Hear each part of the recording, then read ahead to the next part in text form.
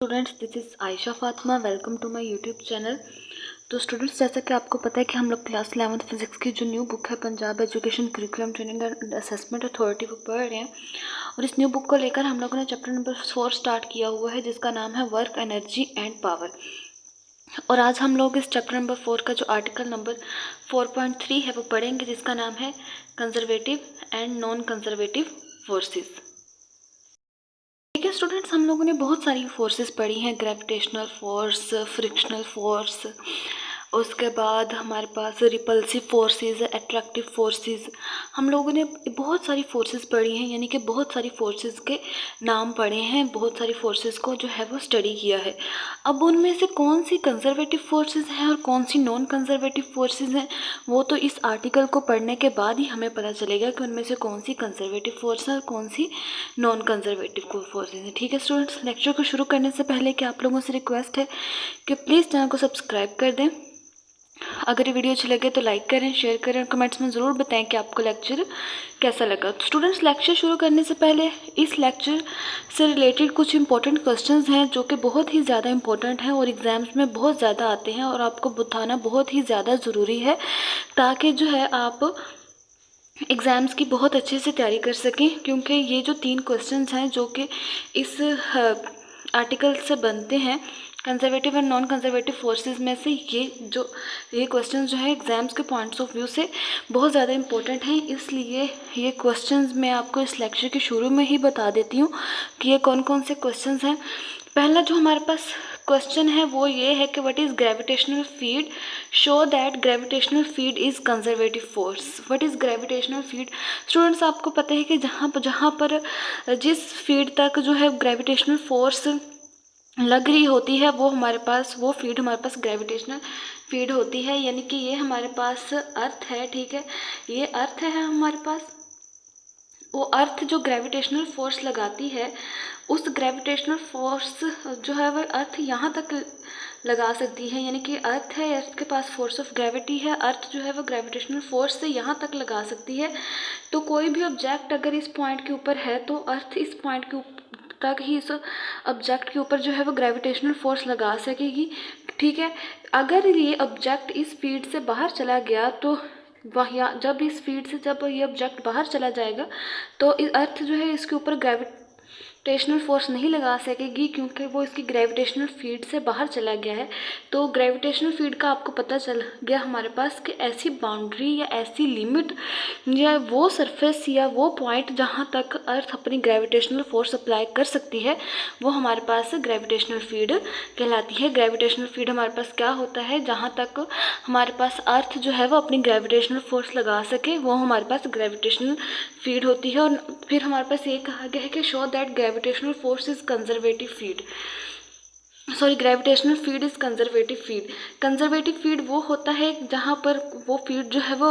Object ने उस field में मूव किया है और ऑब्जेक्ट ने जो पाथ फॉलो किया है वो फील्ड उस पाथ पे डिपेंड नहीं हो रही। ठीक है, वो फील्ड जो होती है हमारे पास कंजर्वेटिव फील्ड होती है। तो ये सारे क्वेश्चंस में आप लोग देख लें। नेक्स्ट हम लोग जो है इन क्वेश्चंस को जो है डिटेल्स के साथ डिस्कस करने जा रहे हैं। फिर ये क्वेश्चन हमारे पास इस तरह भी बन के आता है, what is gravitational field, show that work done in gravitational field is independent of path followed. यही चीज़ उन्होंने यहाँ पे पहले कंजर्वेटिव फील्ड लिख दिया था। कंजर्वेटिव फील्ड का मतलब भी यही होता है कि ऑब्जेक्ट ने जो पाथ फॉलो किया है वो फील्ड उस ऑब्जेक्ट के ने जो पाथ फॉलो किया है उस पर डिपेंड नहीं करती, यानी कि इंडिपेंडेंट होती है। फिर यहाँ पर यही क्वेश्चन चेंज करके लिख दिया है, what is gravitational field, show that work done in gravitational field is independent of path followed. तो ये भी बहुत ही ज़्यादा इंपॉर्टेंट क्वेश्चन है इस आर्टिकल से रिलेटेड। नेक्स्ट जो क्वेश्चन पूछा जा सकता है वो हमारे पास ये है कि show that work done along a closed path in a gravitational field is zero. यानी कि हमारे पास जो एक क्लोज्ड पाथ है उस क्लोज्ड पाथ में जो वर्क डन हो रहा है ग्रेविटेशनल फील्ड में, यानी कि क्लोज्ड पाथ जो है वो ग्रेविटेशनल फील्ड के अंदर ही है। यानी कि क्लोज्ड पाथ के ऊपर जो है वो ग्रेविटेशनल फोर्स लग रही है। क्लोज्ड पाथ क्या हुआ कि अगर बॉडी पॉइंट ए से जो है वो पॉइंट बी तक मूव की है, पॉइंट बी से पॉइंट सी तक मूव किया है और दोबारा पॉइंट ए पर आकर रुक गई है, यानी कि जिस पॉइंट से उसने चलना शुरू किया था वो दोबारा उसी पॉइंट के ऊपर वापस आ गई है। तो ये जो पाथ है ये क्लोज्ड पाथ है, और अगर ये क्लोज्ड पाथ जो है वो ग्रेविटेशनल फील्ड के अंदर है, यानी कि इस क्लोज्ड पाथ के ऊपर जो है फोर्स ऑफ ग्रेविटी लग रही है, तो क्या ये जो वर्क डन होगा वो ज़ीरो होगा। जो नेक्स्ट क्वेश्चन इंपॉर्टेंट क्वेश्चन इस आर्टिकल से बनता है वो ये है, ग्रेविटेशनल फील्ड का जो कंसेप्ट है हम लोग उसको दोबारा से एक दफ़ा फिर देख लेते हैं कि ये हमारे पास अर्थ है, ठीक है स्टूडेंट्स, और ये ऑब्जेक्ट जो है वो ये अर्थ की सरफेस के ऊपर पड़ा है। यह ऑब्जेक्ट को जब हम लोग उसके ऊपर फोर्स लगाते हैं और इसको थोड़ा सा अपवर्ड मूव करवाते हैं इस पॉइंट के ऊपर तक, यानी कि अगर हम लोग ने इस ऑब्जेक्ट को यहाँ से लेकर यहाँ तक मूव करवाया है और इस पॉइंट के ऊपर अभी तक जो है वो अर्थ की ग्रेविटेशनल फोर्स इस ऑब्जेक्ट के ऊपर लग रही है, तो इसका मतलब यही है कि ये जो ऑब्जेक्ट है वो अर्थ की ग्रेविटेशनल फील्ड के अंदर है। अगर ये ऑब्जेक्ट इसके ग्रेविटेशनल फील्ड से बाहर चला गया तो इसके ऊपर जो है वो अर्थ ग्रेविटेशनल फोर्स नहीं लगा सकेगी। इस वजह से ग्रेविटेशनल फील्ड की जो डिफाइन है वो हम लोग ये लिख सकते हैं कि दिस सरफेस अराउंड द अर्थ, यानी कि अर्थ के अराउंड वो सरफेस जिस सरफेस में वो अपनी ग्रेविटेशनल फोर्स लगा सकती है वो सरफेस उसकी ग्रेविटेशनल फील्ड कहलाती है। तो यही चीज़ हम लोगों ने ग्रेविटेशनल फील्ड की डिफाइन में लिख दी, the space around the earth in which gravitational force acts on a body, यानी कि अर्थ के अराउंड वो स्पेस जिसमें उस स्पेस में जो बॉडी है उसके ऊपर ग्रेविटेशनल फोर्स लग रही है वो हमारे पास ग्रेविटेशनल फील्ड कहलाती है। नेक्स्ट स्टूडेंट्स, ग्रेविटेशनल फील्ड की हम लोग जो है वो साइन कन्वेंशंस की बात कर लें तो स्टूडेंट्स देखें, अगर हमारे पास ये एक बॉक्स है, हमारे पास केस 1 में हम लोग यहाँ पर लिखते हैं केस वन में देखें स्टूडेंट्स, हमारे पास ये एक बॉक्स है, ठीक है, ये बॉक्स जो है वो ऊपर को मूव करवा रहे हैं हम लोग, इस बॉक्स को जो है वो ऊपर को मूव करवा रहे हैं, लेकिन जो फोर्स ऑफ ग्रेविटी है इस बॉक्स को जब हम यहाँ से लेकर यहाँ तक मूव करवाते हैं तो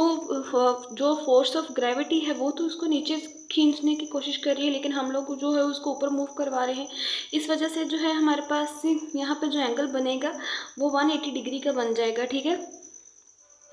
तो आप देखें कि हम लोगों ने इस बॉक्स को यहाँ से लेकर जो है यहाँ तक मूव करवाया है और ऊपर मूव करवाया ही फोर्स लगा के इसको हम लोगों ने, लेकिन फोर्स ऑफ ग्रेविटी है वो जो है नीचे की तरफ इसको खींच रही है। तो वर्क डन का पता है आपको, W = FD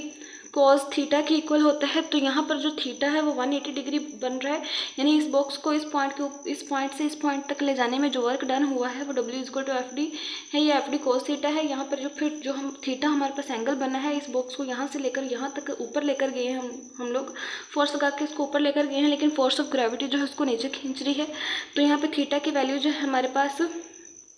cos 180 डिग्री आ गई। cos 180 डिग्री जो है वो cos 180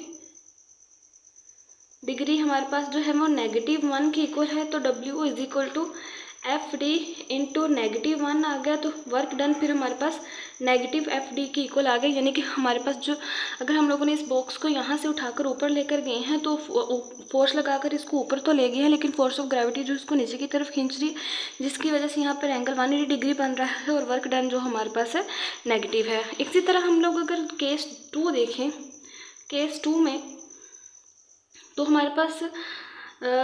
देखें कि ये हमारे पास एक बॉक्स है, वो यहाँ पर पड़ा हुआ है और हम लोग जो है उसके ऊपर फोर्स ऑफ ग्रेविटी लग रही है, फोर्स ऑफ ग्रेविटी उसको डाउनवर्ड पुल दे रही है। अगर यहाँ बॉक्स पड़ा है, फोर्स ऑफ ग्रेविटी उसको डाउनवर्ड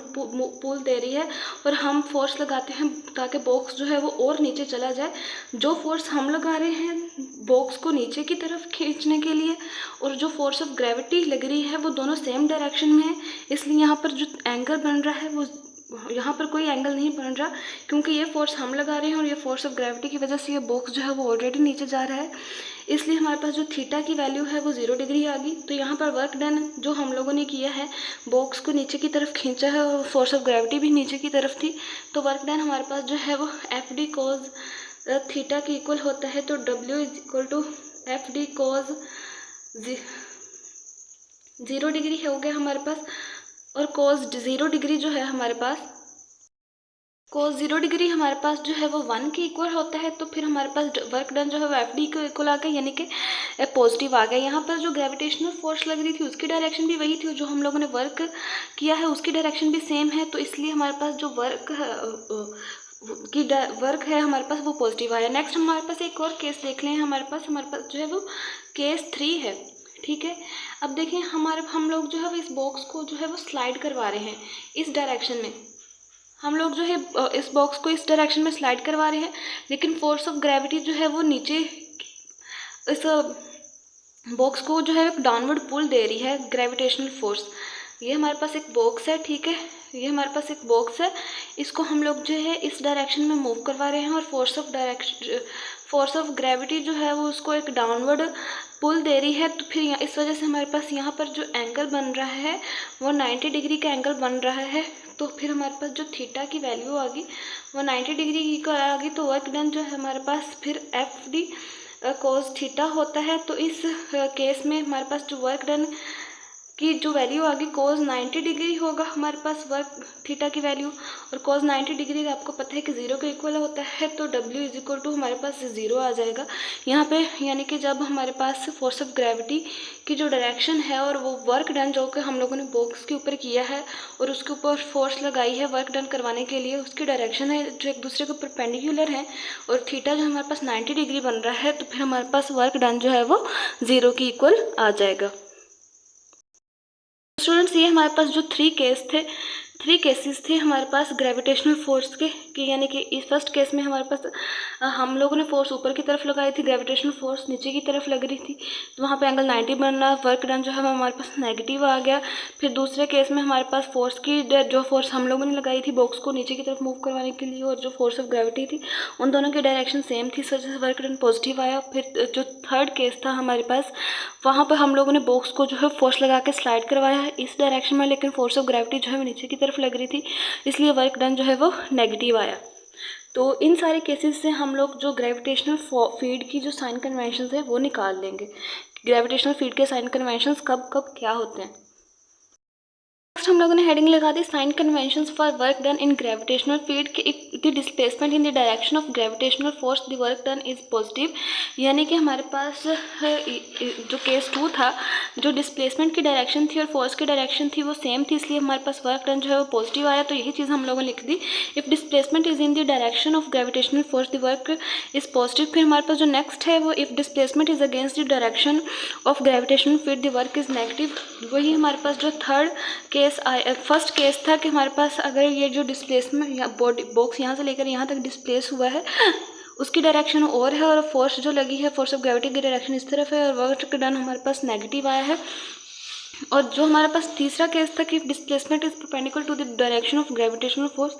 द वर्क इज 0, यानी कि हमारे पास अगर डिस्प्लेसमेंट जो है वो परपेंडिकुलर हो ग्रेविटेशनल फोर्स, उसकी डायरेक्शन जो है वो ग्रेविटेशनल फोर्स की डायरेक्शन के परपेंडिकुलर हो तो वर्क जो है 0 होता है। जैसा कि हम लोगों ने इस केस में देखा था, बॉडी जो है वो इस डायरेक्शन में डिस्प्लेस हो रही थी लेकिन ग्रेविटेशनल फोर्स की डायरेक्शन इस तरफ लग रही थी, इसलिए यहाँ पर 90 डिग्री का एंगल बन रहा था और वर्क जो हुआ है हमारे पास वो 0 हुआ है। स्टूडेंट्स हम लोगों ने हेडिंग दी है work done in gravitational field के, ग्रेविटेशनल फील्ड में जो वर्क डन होता है हम लोग उसको कैसे कैलकुलेट कर सकते हैं। तो हम लोगों ने देखें यहाँ पे आपकी बुक के ऊपर भी जो है वो एक डायग्राम दी गई है। हम लोग बुक वाला ही पढ़ रहे हैं लेकिन मैं टॉपिक्स ज़्यादा बना कर आप लोगों को जो है वो आसान वे में पढ़ा रही हूँ ताकि बुक के ऊपर देखें। मैं भी आपको दिखाती हूँ कि ये देखें ये इतनी सारी थ्योरी मर्ज करके लिखी हुई है तो आपको क्या समझ आएगी इसकी, अगर इस तरह आप सारा यहाँ से लेकर यहाँ तक रट्टा मारें और बिल्कुल सेम एज इट इज़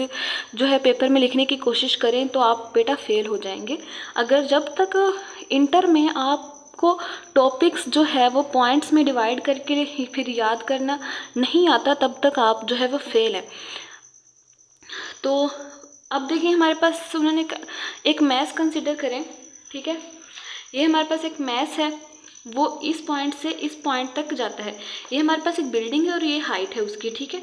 ये हमारे पास जो मैथ है ये यहाँ पॉइंट ए पे है, वो इस पॉइंट से इस पॉइंट तक उसने जाना है। उसके लिए 3 पाथ हैं, एक ये पाथ है पाथ 1 ये कि वो यहाँ से जाएगा, यहाँ से होता हुआ यहाँ चला जाएगा, ठीक है। दूसरा पाथ है कि वो पहले यहाँ चला जाएगा ए से सी तक, फिर सी से बी तक चला जाएगा। तीसरा पाथ ये है कि वो इस तरह का पाथ फॉलो करके जो है वो ए से बी तक चला जाएगा, यानी कि ये जो मैथ्स है उसने किसी भी तरह जो है वो ए से बी तक जाना है। तो स्टूडेंट्स देखें अगर हम लोग पाथ 1 की बात करें तो पाथ 1 में जो है वो ये जो मैथ्स है हमारे पास पाथ 1 में जो है वो पहले ए से डी तक जाता है, फिर डी से बी तक आ जाता है, ठीक है। यानी कि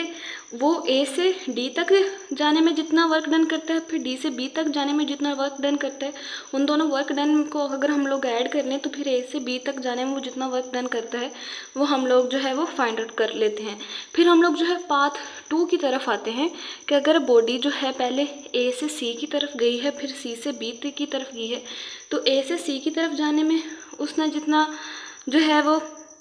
वर्क डन किया है, फिर सी से बी तक जाने में उसने जितना वर्क डन किया है, हम लोग वो दोनों वर्क डन कैलकुलेट करेंगे, उन को ऐड करेंगे। फिर ए पाथ 2 को फॉलो करते हुए बॉडी जो है ए से बी तक गई है, वो हम लोग जो है वो पाथ 2 को फॉलो करते हुए बॉडी ए से बी तक गई है और उसने जितना वर्क डन किया है हम लोग जो है वो उनको ऐड करके फाइंड आउट कर लेंगे वो वर्क डन। तो लेकिन जो पाथ 3 है, ये इस तरह का कर्व्ड पाथ है, इसको हम लोग कैसे वर्क डन करेंगे।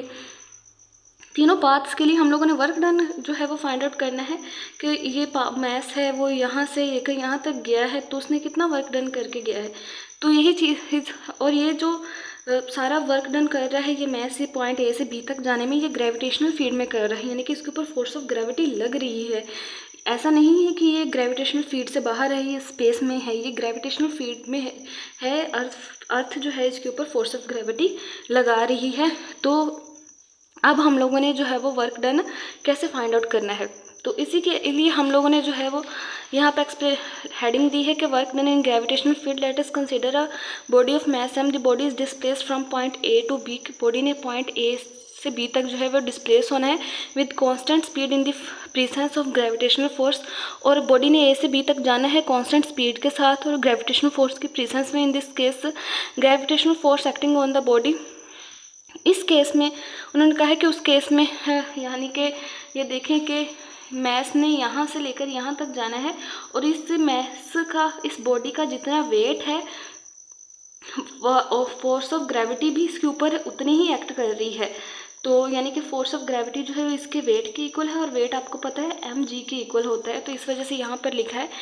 कि in this case gravitational force acting on the body WF is equal to W, यानी कि बॉडी के ऊपर जितनी ग्रेविटेशनल फोर्स लग रही है वो उसके वेट के इक्वल है और वेट जो है वो mg के इक्वल है, यानी कि मैस और ग्रेविटेशनल फोर्स। पहले हम लोग जो है पाथ 1 के लिए वर्क डन जो है वो फाइंड आउट करते हैं कि पाथ 1 के लिए उसने जो वर्क डन किया है वो कितना है। Work done along path ADB, work done by gravitational force along the path ADB। हम लोगों ने जो है वो यहाँ पर वर्क ADB इस वजह से लिखा है क्योंकि हम लोग ने पहले वर्क डन फाइंड आउट करना है कि बॉडी जो है वो A से D तक गई है, वो वाला वर्क डन फाइंड आउट करना है। फिर D से B तक गई है, वो वाला वर्क डन फाइंड आउट करना है। फिर ADB का पाथ 1 में जो वर्क डन हुआ है ADB का वो हमारे पास निकल कर आ जाएगा। ठीक है स्टूडेंट्स, तो वर्क डन ADB सबसे पहले हम लोग जो है वो ए से लेकर डी तक वर्क डन जो है फाइंड आउट करते हैं। तो स्टूडेंट्स तो वही केस आ गया हमारे पास कि बॉडी जो है वो इस डायरेक्शन में डिस्प्लेस हुई है, ए से डी तक गई है, इस तरह मूव करके गई है और फोर्स ऑफ ग्रेविटी जो है उसको डाउनवर्ड लग रही है। वही हमारे पास जो हम लोगों ने केसेस पढ़े थे ये हमारे पास केस 3 आ गया कि बॉडी जो है वो इस तरफ मूव कर रही है, फोर्स ऑफ ग्रेविटी नीचे की तरफ लग रही है, यानी कि बॉडी ने जितना डिस्प्लेसमेंट कवर किया और उसकी डायरेक्शन और फोर्स ऑफ ग्रेविटी की जो डायरेक्शन है आपस में परपेंडिकुलर है, इस वजह से एंगल 90 बनेगा। तो फिर हमारे पास cos थीटा की जो वैल्यू आ जाएगी वो 90 डिग्री होगी और वर्क डन हमारे पास 0 हो जाएगा। तो यानी कि हमारे पास बॉडी यहाँ से लेकर यहाँ तक गई है तो उस दौरान उसने जो वर्क डन किया है वो 0 है। तो वही चीज़ हम लोग लिखेंगे कि वर्क ADB पाथ 1 में जो वर्क डन हुआ है ADB से लेकर, तो वो work AD plus work A to D plus work D to B के इक्वल है। ठीक है, इसको हम लोगों ने इक्वेशन 1 का नाम दे दिया क्योंकि पहले हम लोग A से D तक जितना वर्क डन हुआ है वो कैलकुलेट करेंगे, फिर D से B तक जितना वर्क डन हुआ है वो कैलकुलेट करेंगे, इसको इक्वेशन 1 का नाम दे दिया। D से B तक जितना A से D तक जितना वर्क डन हुआ है वो तो हमें पता है। देखिए हम लोग ने अभी भी पढ़ा है कि जो हमारे पास फोर्स वर्क डन होता है वो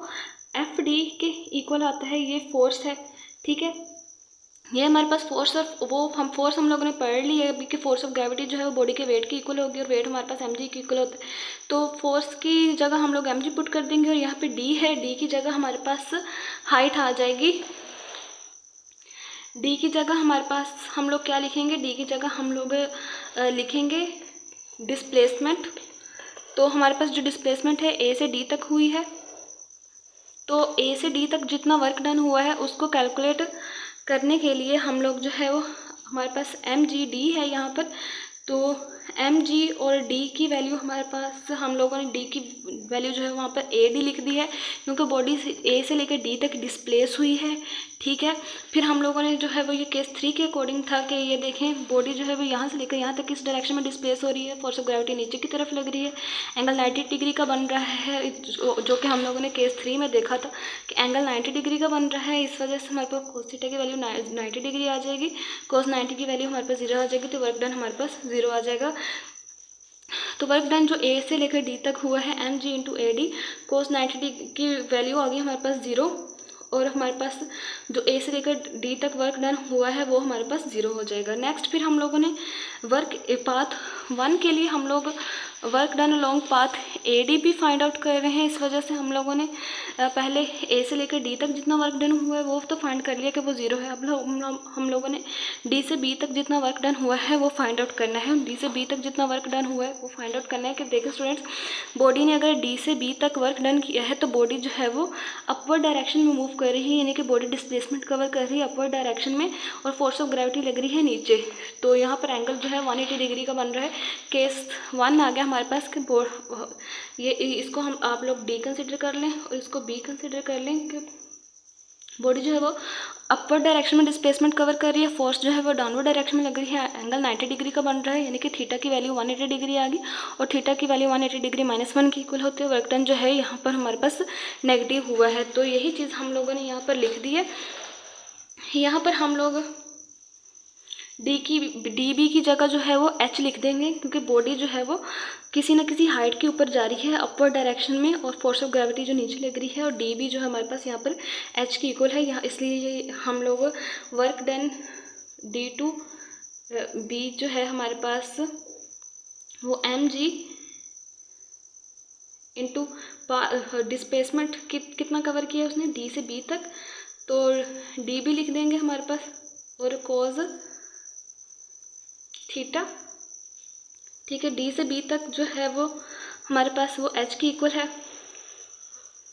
तो ये चीज़ हम लोगों ने लिख दी कि फिर हमारे पास जो एंगल बन रहा है वो कोस 90 डिग्री का बन रहा है, क्योंकि बॉडी जो है वो अपर डायरेक्शन में जा रही है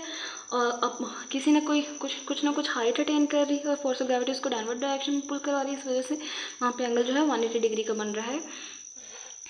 तो फिर इस वजह से हमारे पास जो वर्क डन हुआ है डी से बी तक वो M G into D B cos 180 degree का आ गया। कोस 180 डिग्री जो है -1 की इक्वल है, डी बी जो हमारे पास एच की इक्वल है। इस वजह से डी से बी तक जितना जो वर्क डन हुआ है वो नेगेटिव एम जी एच की इक्वल हो गया है। जो हमारे पास ए से डी तक वर्क डन हुआ था वो 0 था, डी से बी तक जितना वर्क डन हुआ है नेगेटिव एम जी है। चल अब हम लोगों ने इसको इक्वेशन 1 में पुट करना है, जिसको हम लोगों ने जो है वो यहाँ पर इक्वेशन 1 लिखी थी कि work done A D B is equal to work done A to D plus work done D to B है हमारे पास। हम लोगों ने जब यहाँ पे ए टू बी तक ए से बी डी तक जाने में जो वर्क डन हुआ है वो हम लोगों ने कैलकुलेट किया, वो 0 था। फिर डी से बी तक जाने में वर्क डन किया नेगेटिव एम जी है एच है, यानी कि first work done along path A D B में जो वर्क डन हुआ है हमारे पास वो नेगेटिव एम जी एच है। इसको हम लोगों ने इक्वेशन 1 स्टार का नाम दे दिया, क्योंकि हम लोगों ने इस इक्वेशन को 1 का नाम दिया था। अब हम लोग जो है वो पाथ 2 में जो वर्क डन हुआ है वो फाइंड आउट करेंगे। स्टूडेंट्स हम लोगों ने जो लिख दिया पाथ 2 की हेडिंग लगा दी कि work done along path A C B. अब देखो स्टूडेंट्स हम लोगों ने हमारे पास जो दूसरा पाथ है वो ए सी बी है, यानी कि जो बॉडी है पहले ए से सी तक जाती है फिर सी से बी तक जाती है। अब देखिए बॉडी ने ए से सी ई तक गई है, तो ए से सी तक गई है तो यानी कि यहाँ से लेकर उसने कुछ हाइट अटेन की है, इस वजह से जो डिस्प्लेसमेंट ए सी है वो एच की इक्वल आएगा। बॉडी ऊपर की तरफ जा रही है, फोर्स ऑफ ग्रेविटी नीचे लग रही है, एंगल 180 है लग रहा है, इसलिए वर्क डन तो नेगेटिव होगा। फिर सी से बी तक जा रही है बॉडी, यहाँ से लेकर यहाँ तक, यानी कि सी भी डिस्प्लेसमेंट कवर कर रही है, सी टू बी से तक का डिस्प्लेसमेंट कवर कर रही है। बॉडी इस डायरेक्शन में जा रही है, फोर्स ऑफ ग्रेविटी नीचे पुल कर रही है उसको, यानी कि बॉडी डिस्प्लेसमेंट इस डायरेक्शन में कवर कर रही है, force of direction downward direction में कवर कर रही है, यानी कि force of direction of force और डिस्प्लेसमेंट की जो डायरेक्शन है वो परपेंडिकुलर है और वर्क डन हमारे पास वहाँ पर 0 आ जाएगा। तो हम लोगों ने पहले ए से सी तक जाने के लिए जो वर्क डन होगा वो हमारे पास 0 होगा, और सी से बी तक हमारे पास जाने के लिए जो वर्क डन है, सॉरी, ए से सी तक जाने के लिए वर्क डन नेगेटिव होगा, सी से बी तक जाने के लिए वर्क डन 0 होगा। तो हम लोगों ने पाथ 2 से जो बॉडी ए से बी तक जाती है तो उसके लिए और कितना वर्क डन करती है वो हम लोगों ने फाइंड आउट करना है, और वो वर्क डन जो है वो ए सी बी के इक्वल होगा, यानी कि work done along path A C B के अलॉन्ग जो वर्क डन हुआ है वो फाइंड आउट करना है। तो पाथ ए सी बी के अलॉन्ग जो वर्क डन हुआ, work done by gravitational force along path A C B, work done A to C, पहले हम लोग ए से सी तक का वर्क डन वो फाइंड आउट करेंगे, फिर ए सी से बी तक का जो वर्क डन हुआ है वो फाइंड आउट करेंगे, ठीक है। फिर इसको हम लोगों ने इक्वेशन 2 का नाम दे दिया। फिर हम लोग ये ए से सी तक work done along A to C and work done along C to B, ये जो है फाइंड आउट करके इन दोनों को ऐड कर देंगे। तो work done along A to C, work done along A, work जो डन हुआ है along A to C, body जो है अपवर्ड डायरेक्शन में जा रही है, फोर्स ऑफ ग्रेविटी उसको डाउनवर्ड पुल दे रही है, जिस वजह से एंगल 180 डिग्री का बन रहा है। वर्क डन जो हमारे पास 0 होगा। तो हम आपको पता है कि वर्क डन का फार्मूला वो हम लोगों ने mgd निकाला हुआ है। तो ये जो हमारे पास डिस्प्लेसमेंट है, तो वर्क डन ए टू सी हमारे पास जो है वो mg इंटू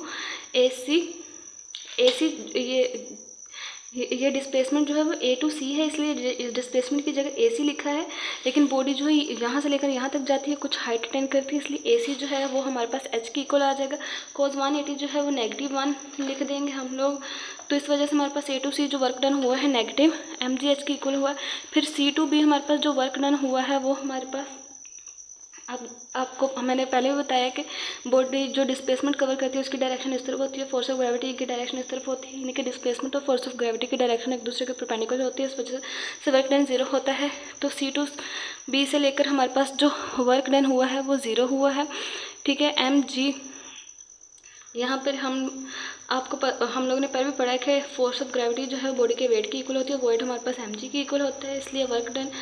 का जो फार्मूला है वो हमारे पास जो है वो एफ डी की इक्वल होता है। एफ की जगह हम लोग mg लिख देंगे, और डी जो है डिस्प्लेसमेंट को कवर कर रहा है और डिस्प्लेसमेंट को शो कर रहा है, और जो वर्क डन अलॉन्ग सी से बी तक जाने में जो वर्क डन हुआ है उसने जितना डिस्प्लेसमेंट कवर किया है वो सी टू बी है, इसलिए डिस्प्लेसमेंट की जगह सी से बी लिख लिया हम लोगों ने। तो फिर हमारे पास cos 90 डिग्री की वैल्यू 0 आती है, तो वर्क डन जो है सी से बी तक का जो वर्क डन हुआ है वो हमारे पास 0 है। तो इस वजह से हमारे पास जो इक्वेशन 2 जो उसको हम लोगों ने इसको इक्वेशन 2 का नाम दिया था, यहाँ पर हमारे पास ए से सी तक जो वर्क डन हुआ है वो नेगेटिव वर्क डन हुआ है, इसलिए वो नेगेटिव mgh होगा, और सी से बी तक का जो वर्क डन हुआ है वो 0 हुआ। फिर हम लोगों ने इसकी जो है वो इन दोनों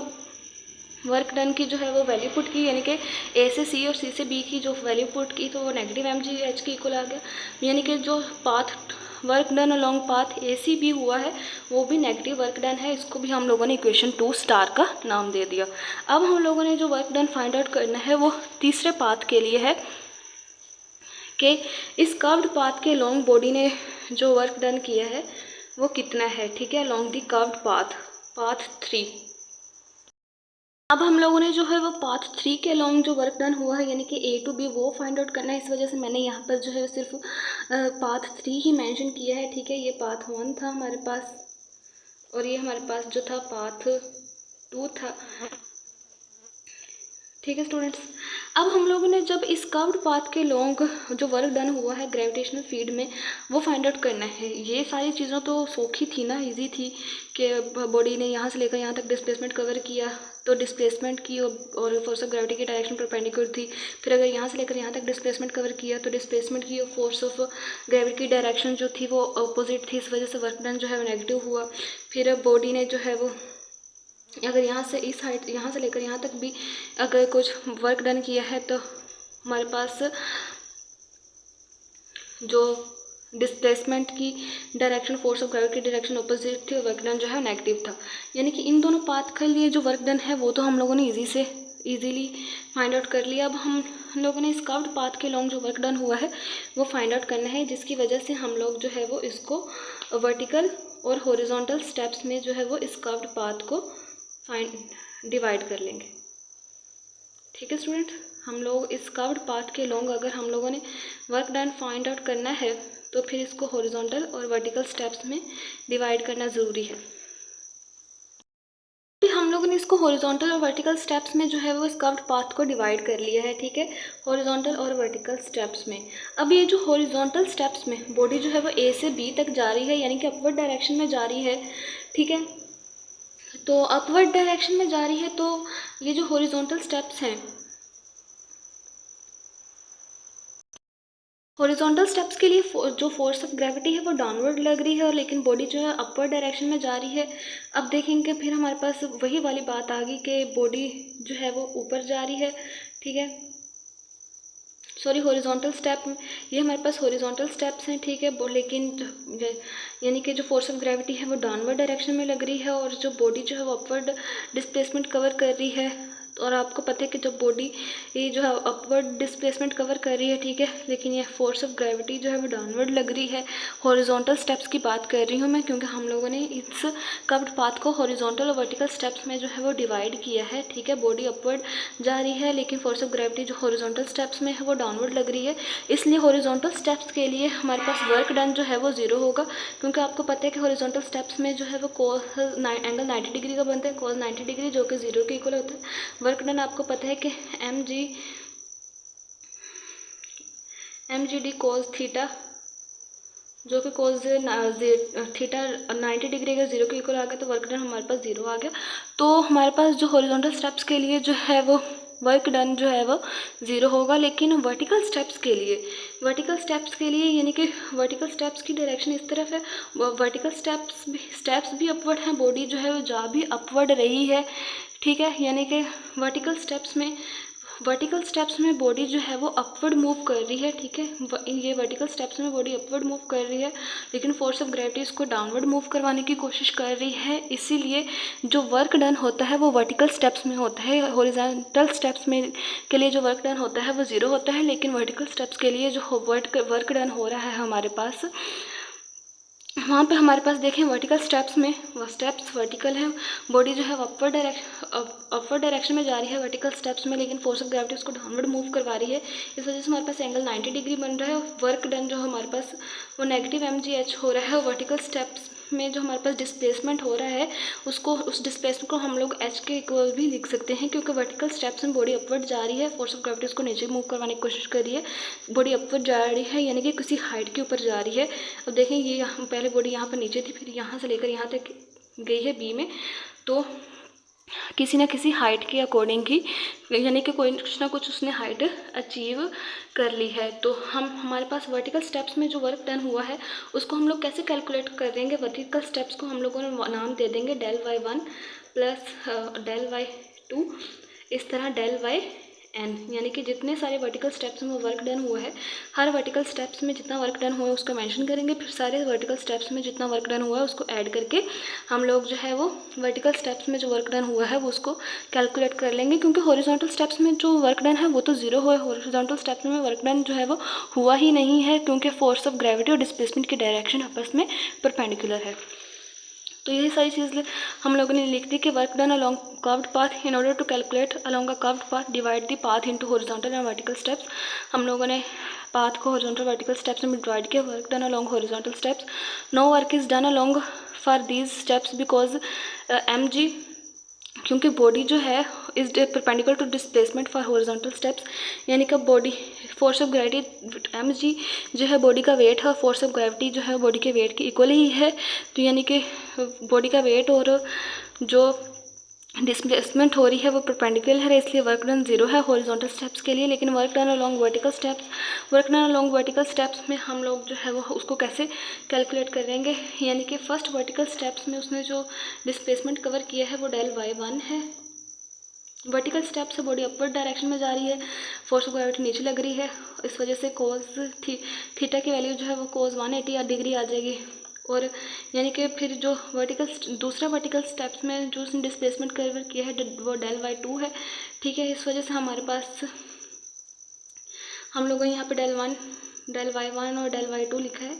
ये हमारे पास एम जी डेल वाई 1 कोस 180 डिग्री, ये हमारे पास फर्स्ट वर्टिकल स्टेप्स जो वर्क डन हुआ है और एंगल बना है वो है। ये एम जी डेल वाई 2 कोस 180 डिग्री, ये हमारे पास सेकंड वर्टिकल स्टेप में जो वर्क डन हुआ है ये वो है। फिर हमारे पास इस तरह चलते चलते हमारे पास M G del Y N cos 180 degree आ जाएगा। ठीक है स्टूडेंट्स, और कोस 180 डिग्री की वैल्यू जो है हमारे पास -1 है। इस वजह से हमारे पास यहाँ पर पहले एम जी डेल वाई 1 था, अब हमारे पास negative M G del Y 1, फिर हमारे पास यहाँ पर भी negative M G del Y 2 आ जाएगा और यहाँ पे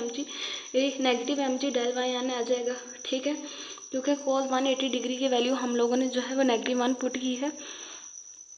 उसके बाद हमारे पास ये जो नेगेटिव, यहाँ पे भी नेगेटिव एम जी आ रहा है, यहाँ पे भी हम लोगों ने इसको कॉमन ले लिया और del Y 1 plus del Y 2 plus del Y n, यानी कि जितना डिस्प्लेसमेंट उसने कवर किया है, ये डिस्प्लेसमेंट कवर यानी कि यहाँ से इस पहले वर्टिकल स्टेप में उसने जो डिस्प्लेसमेंट कवर की है डेल वाई एन है, फिर दूसरे वर्टिकल स्टेप में उसने डिस्प्लेसमेंट कवर किया है डेल वाई 2, फिर डेल वाई 3, डेल वाई 4, चलते चलते डेल वाई एन तक बात आ गई है। यानी कि उसने जितना डिस्प्लेसमेंट कवर किया है वो एच की इक्वल है, यानी कि उसने ए से बी तक जाने में जो है वह हाइट अटेन की है। इस वजह से हम लोग जो है वो del Y 1 plus del Y 2 plus del Y N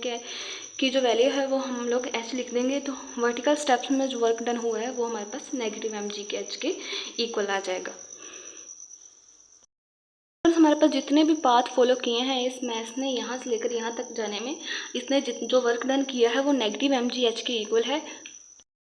तो जो है वो टोटल जो वर्क डन हुआ है कर्व्ड पाथ में हॉरिजॉन्टल स्टेप में का 0 और जो वर्टिकल स्टेप का जो नेगेटिव एम जी एच है इसको हम लोग ऐड करेंगे, फिर जो वर्क डन जो है हमारे पास वो नेगेटिव एम जी एच ही निकल कर आएगा। हुआ है हमारे पास लॉन्ग कर्व्ड पाथ जो हमारे पास ए से बी तक था, जो हॉरिजॉन्टल स्टेप्स में जो वर्क डन हुआ है वो 0 था, क्योंकि फोर्स की डायरेक्शन डिस्प्लेसमेंट की डायरेक्शन जो है वो परपेंडिकुलर थी। लेकिन वर्टिकल स्टेप्स में जो वर्क डन हुआ है नेगेटिव एम जी एच की है, तो ए से बी तक का जो वर्क डन हुआ है वो हमारे उसको हम लोग उस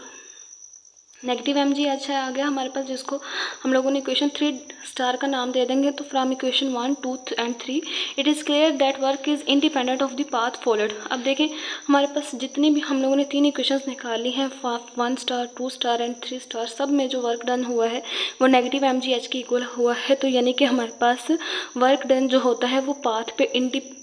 डिपेंड नहीं करता, यानी कि इंडिपेंडेंट होता है, क्योंकि वर्क डन तीनों पाथ के लिए सेम आया है। ठीक है, पहला पाथ था हमारे पास कि बॉडी पहले ए से डी तक गई, फिर डी से बी तक गई, इसके लिए जो वर्क डन हुआ वो भी नेगेटिव एम जी पे है। फिर दूसरा पाथ था बॉडी ए से सी तक गई, सी से बी तक गई, उसके लिए जो वर्क डन हुआ वो भी नेगेटिव एम जी। फिर जो कर्व्ड पाथ था उसके ऊपर जो वर्क डन हुआ वो भी नेगेटिव एम जी। तो यानी कि जो वर्क डन है वो पाथ पे इंडिपेंडेंट है, यानी कि वर्क डन जो पाथ ए डी बी और ए सी बी फिर ए बी, यानी कि सारा नेगेटिव एम जी के इक्वल है। So work done in a gravitational field is independent of path, so it is a conservative field. यानी कि जो हमारे पास ग्रेविटेशनल फील्ड में जो वर्क डन होता है वो पाथ के ऊपर डिपेंड नहीं करता, इस वजह से उसको हम लोग उस ग्रेविटेशनल फील्ड में जो वर्क डन होता है वो पाथ पे डिपेंड नहीं करता, इस वजह से हम लोग उस ग्रेविटेशनल फील्ड को कंजर्वेटिव फील्ड कहते हैं। तो ये जो हमारे पास पहला आंसर था कि why the work done in gravitational field,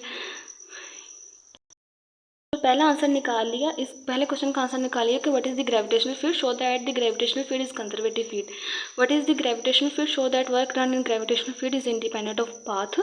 followed. Okay students, उम्मीद है कि आपको लेक्चर की समझ आ गई होगी। मिलते हैं इस लेक्चर के नेक्स्ट पार्ट में, तब तक के लिए अल्लाह हाफिज़।